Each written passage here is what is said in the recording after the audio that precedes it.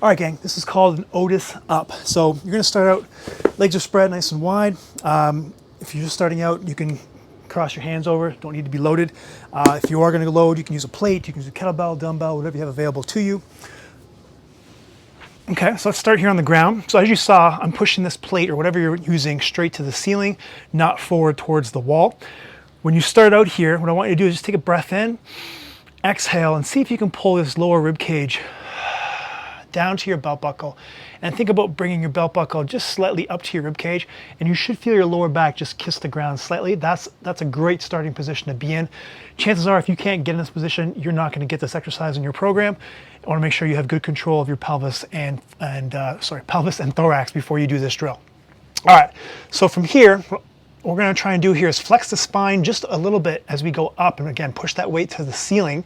And when we get into our end range, or the end part of this exercise, we want to make sure we maintain that good stack, and I'll show you that when we get there.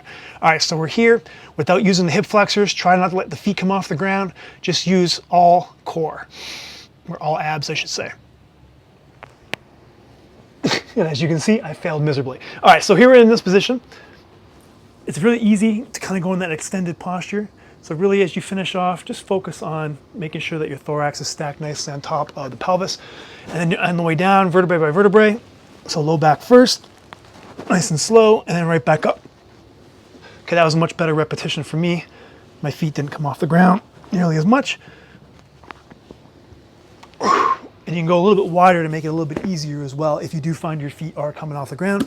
If your feet are coming off the ground, then obviously don't use a load. And if they're still coming off the ground, even though you can get in the position, you may want to kind of anchor your feet just under some dumbbells or the lip of your couch type thing.